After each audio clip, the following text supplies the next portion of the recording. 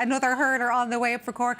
OK, are Cork now looking at, we've heard Pat Ryan say, we'll celebrate this now, but they have bigger ambitions, right, Joe? So how do you then get everything back, reassess everything and get going for the real deal now? Yeah, they'll probably get back in Tuesday or Wednesday night for training, and there's not going to be much done really. Probably next weekend again, they'll have one probably tough training on Saturday or Sunday, and then Tuesday week, Thursday week, very little again. So when you have a 2-week break, it doesn't allow you to get a whole bunch of work done.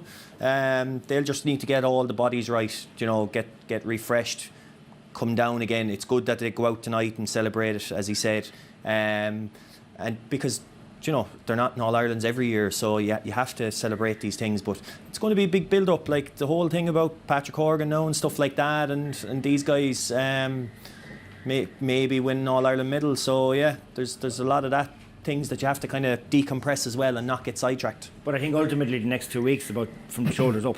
There's nothing you're going to do from your physical preparation. And it was interesting that Brian Hayes mentioned Gary Keegan. Gary was with me in 2019, and a really, really superb guy. He's done a lot of work with the Irish rugby team, and you could see that they were primed and they were ready today. And I think he'll be used, I'd say, a bit. I know he's with the Irish rugby team, but it was interesting that he was mentioned. And I think because the danger with All Ireland finals is that you're going to have a massive Cork crowd. All of a sudden it's an occasion. It's not. It's a game where you've got to bring your best performance of the year. And I mean, the energy that Clare have got from yesterday's performance, the relief they had at that final whistle, I said, my God, they're going to come with something. So I think we're set up for a massive final, and both teams come in. But finals take on a different slant, and the next 2 weeks are really important just to get everything right from the shoulders up. Did you just stop yourself from quoting Brian Cody? No. You so did. They do take on a life of their own. You're right, Liam. But Clare will bring a huge crowd as well. The scrap for tickets is going to be unbelievable.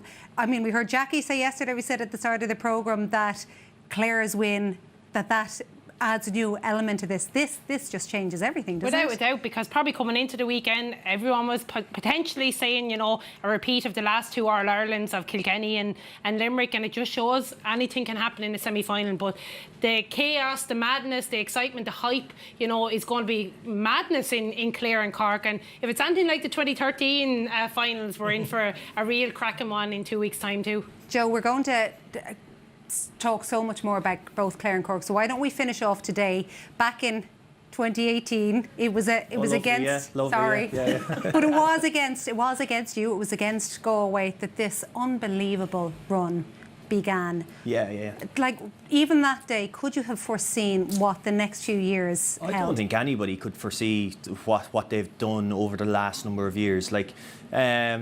Like even in Munster alone, with this new round robin, for that alone to what they've achieved over the last number of years, and then obviously with the run for the drive for 5 or whatever way you want to call it, but the last 4 All-Irelands as well, like, they're a phenomenal team. And this won't be the last day. They're still relatively young.